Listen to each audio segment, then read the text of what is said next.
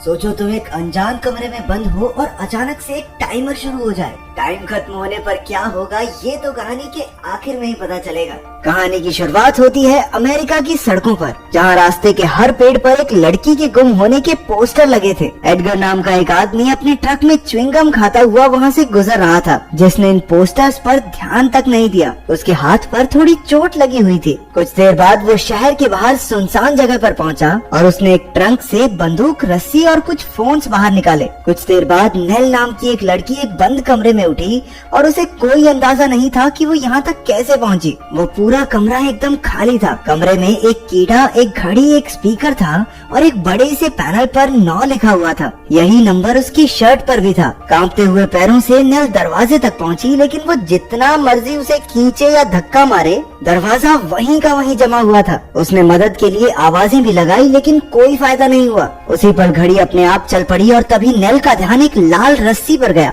रस्सी के नीचे अचानक उसे अपना फोन मिल गया, लेकिन वो किसी को कॉल ही नहीं कर पा रही थी क्योंकि उसमें सिम ही नहीं था। फिर उसने रस्सी के सहारे बाहर निकलने के बारे में सोचा। थोड़ी देर बाद उसकी नजर जमीन पर लगे एक धब्बे पर पड़ी जो खून का लग रहा था। उसने ऊपर देखा कि छत पर एक जगह कांच लगा हुआ था। उसने कूद कूद कर उस तक पहुंचने की बहुत कोशिश की, लेकिन वो पहुंच नहीं पाई। नेल ने घबरा कर इधर उधर चक्कर काटना शुरू कर दिया। वो इस कमरे में कर क्या रही थी ये उसकी समझ से बिल्कुल बाहर था। अचानक एक अलार्म बजने लगा और पूरे कमरे की रोशनी हरी हो गई। नेल जमीन पर बैठ गई और उसे लगा कि जरूर कुछ ना कुछ बुरा होने वाला है, लेकिन रोशनी कुछ ही पलों में बंद हो गई। फिर नेल ने अपना फोन फिर से बाहर निकाला और देखा कि सारे नंबर्स डिलीट कर दिए गए हैं। फोन में बस समुद्र की कुछ तस्वीरें थी, जिससे उसे एक गाना याद आ गया। उसमें डॉन नाम की एक लड़की की तस्वीर थी, जिसे देखकर नेल बेहद खुश हो गई। वो सोचने लगी कि आखिर डॉन उसे छोड़कर क्यों चली गई। इसके बाद नेल ने अपना जूता ऊपर कांच पर फेंका ताकि किसी का तो उस पर ध्यान जाए, लेकिन ये पैंतरा भी फेल हो गया। हताश होकर उसने गुस्से में अपना फोन दीवार पर दे मारा, लेकिन वो फोन 9 नंबर के पैनल में फंस गया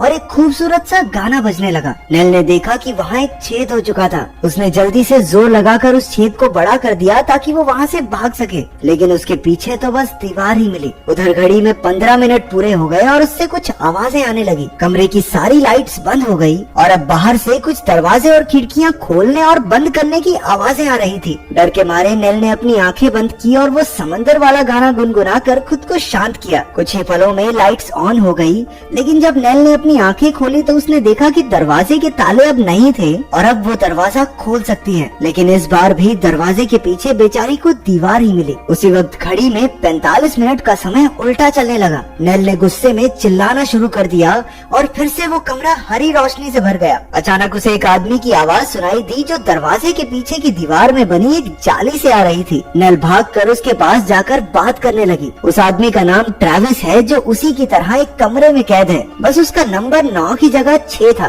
वो भी नहीं जानता था कि उन्हें किसने और क्यों कैद किया है। वो दोनों इस बात से अनजान थे कि असल में एडगर उन्हें सीसीटीवी कैमरा से देख रहा था। उधर ट्रेविस ने नेल को बताया कि उसने रस्सी के जरिए कांच की खिड़की तक पहुंचने की कोशिश की थी, लेकिन खिड़की का हैंडल ही टूट गया। ट्रेविस के बताने के बाद भी नेल ने रस्सी की गांठ बांधकर हैंडल में फंसाई और उसे खींचने लगी, लेकिन उसके बाहर से वो हैंडल टूट गया। वो सीधा नीचे गिरी और इसी चक्कर में उसका कंधा डिसलोकेट हो गया। नेल का दिमाग बुरी तरह से झन्ना गया। ट्रेविस की आवाज सुनकर वो थोड़ा होश में आई। थोड़ी देर के लिए उसके कानों में तेज आवाजें बजती रही और उसे अजीबोगरीब चीजें भी दिखाई दे रही थी। उसके सर में तेज दर्द था, लेकिन ट्रेविस ने कहा कि उसे जल्द से जल्द अपने कंधे को ठीक करना होगा, नहीं तो थोड़ी देर बाद दर्द बर्दाश्त के बाहर हो जाएगा। फिर नेल ने खड़े होकर जोर जोर से अपने कंधे को आगे पीछे दीवार पर मारा ताकि वो अपनी सही जगह पर सेट हो जाए। इसके बाद उसने ट्रेविस से थोड़ी बातें करके अपना मन बहलाया और फोन में वही गाना चला दिया जो ट्रेविस को भी काफी पसंद आया। अचानक उसके कानों में फिर से तेज आवाजें बजने लगी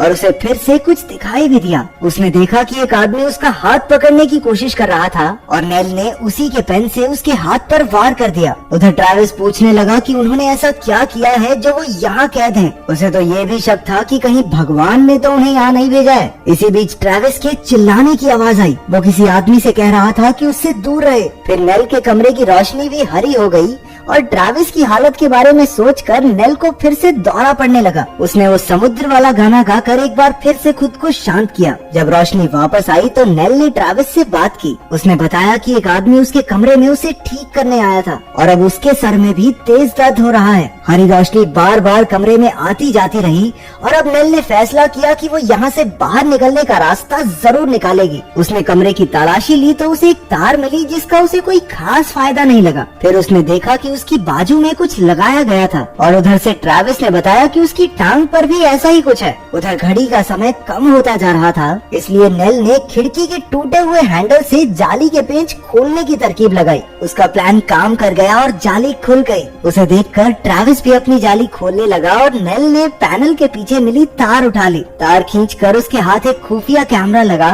जो उसने ट्रैविस को दिखाया। इसके बाद नेल ने तार ही काट डाली, जिसकी वजह से अब एडगर नेल के कमरे में कुछ नहीं देख सकता था। नेल जाली के रास्ते से ट्रैविस तक पहुंचने की कोशिश करने लगी, लेकिन वहाँ जगह बहुत कम थी। बीच में एक हरी रोशनी की लाइन थी जिसे छूते ही कमरे की रोशनी पीली हो गई और एक जोरदार अलार्म बजने लगा, जिससे नेल के कानों में दर्द शुरू हो गया। वो जल्दी से अपने कमरे में वापस आ गई, लेकिन रास्ते में उसके कंधे पर फिर से चोट लग गई। इसी चक्कर में उसे फिर से कुछ दिखाई देने लगा। इस बार उसने देखा कि उसके हाथ खून से सने थे। इस खतरनाक लम्हे के बाद नेल ने ट्रैविस को अपनी जाली तोड़ते रहने को कहा और खुद अपना कंधा ठीक करने में लग गई। तभी उसकी नजर अपनी बाजू पर गई जहाँ से खून बह रहा था। उसने हल्का सा मांस फाड़कर देखा कि उसकी बाजू में एक माइक्रोचिप फिट की गई थी। फिर नेल ने ट्रैविस की ओर देखा जो अभी तक अपनी जाली नहीं खोल पाया था। अब घड़ी में सिर्फ 1 ही मिनट बचा था और अचानक से वो लाल हो गई। नेल ने ट्रैविस को जल्दी से जाली खोलने को कहा। ट्रैविस ने अपना पूरा जोर लगाकर ऐन मौके पर जाली खोल दी। समय खत्म होते ही लाइट्स और दरवाजे फिर से बंद हो गए। कुछ ही पलों में रोशनी आई और नेल अब तक गुस्से से भर चुकी थी। वो पागलपन की ओर बढ़ते हुए गाना गुनगुनाती हुई बीच में अजीबोगरीब चीजें बोलने लगी। अचानक दरवाजे में एक छोटी सी जगह खुल गई और बाहर से तेज लाल रोशनी आने लगी। नेल ने बड़े ध्यान से हाथ बाहर निकाला और उसके हाथ में एक बंदूक आ गई। तभी वो रोशनी हरी हो गई और पूरे कमरे में अजीब सी गैस भर गई। उसकी आवाज से रोशनी बदल गई और नेल को समझ आया कि आवाज से रोशनी बदल बदल कर उसे लाल रोशनी तक पहुंचना होगा। उसने ऊपर लगे कांच में गोली दाग दी, जिससे लाइट्स का रंग लाल हो गया। उधर एडगर उसे एक नए कैमरे से अब भी देख रहा था। नेल ने रस्सी उठाई और ऊपर फंसा दी, जिससे अब वो बाहर निकल सकती है। लेकिन ऊपर पहुंचकर भी कोई फायदा नहीं हुआ। ऊपर छत नहीं बल्कि एक कमरा था जिसमें एक स्क्रीन थी जो चांद सितारे दिखा रही थी। अब वहाँ लिखा हुआ था दी एंड। उसने ऊपर से ट्रैविस के कमरे में झांका। उसके कमरे में भी गैस भर दी गई थी, लेकिन वो नेल जितना हिम्मत वाला नहीं था। अब एडगर नेल से मिलने आ रहा था। नेल भागकर दीवार के पीछे छिप गई और एडगर की नजरों से छिपकर भाग निकली। छुपती छुपाती वो उसके ऑफिस तक पहुंच गई। ये किसी कंपनी की बिल्डिंग लग रही थी। ताज्जुब की बात ये थी कि दिन का समय था, लेकिन बिल्डिंग के अंदर कोई भी नहीं था। नेल एक कमरे में पहुंची जहाँ पर ट्रैविस की एड बार बार चल रही थी। ये दरअसल रोबोट्स की एड है जो इतने असली लगते हैं कि कोई इंसान इनमें फर्क ही नहीं कर सकता। नेल ने गुस्से में आकर बंदूक से टीवी ही तोड़ दिया। फिर एक जगह उसे डॉन की बड़ी सी तस्वीर दिखाई दी, जो कि असल में इस रोबोटिक्स कंपनी की मालकिन है। तभी एक गाइड नेल के पास आया जो अपने क्लाइंट्स को सब समझा रहा था। वो सब नेल को नजरअंदाज करके आगे बढ़ गए। इससे पहले कि नेल को समझ आता कि ये सब क्या हो रहा है, एडगर ने उसे ढूंढ लिया। तभी नेल को झलक दिखाई दी कि उसके चेहरे से कवर हटाने वाला आदमी एडगर ही था। इसी आदमी को नेल ने पेन से मारा था। डर के मारे नेल ने एडगर पर बंदूक तान दी, लेकिन एडगर ने अपने टैबलेट पर ही एक बटन दबाकर उसे ऑफ कर दिया। अब जाकर हमें पता चलता है कि नेल असल में इस कंपनी की एक रोबोट है और उसका मॉडल नंबर है 9। बाद में जब नेल की आँख खुली तो वो उसी समुद्र किनारे बैठी थी।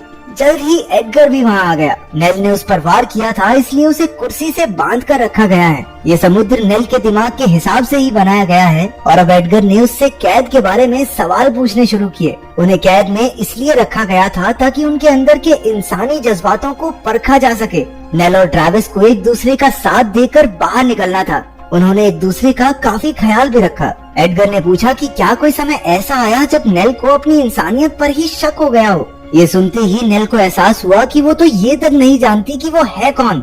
दरअसल नेल की ये ट्रेनिंग काफी हफ्तों से चल रही थी और कंपनी उसकी सारी खामियां हटाकर उसे मॉडल 10 बनाना चाहती है। टेस्ट के आखिर में उसकी याददाश्त मिटा दी गई क्योंकि वो इस भयानक सच को बर्दाश्त नहीं कर पाएगी। एडगर ने नेल को ऑफ करके फिर से उसी कमरे में बंद कर दिया। नेल बिना अपनी याददाश्त के एक बार फिर से उठी और एडगर अपने परिवार के साथ कहीं छुट्टियां मनाने निकल गया।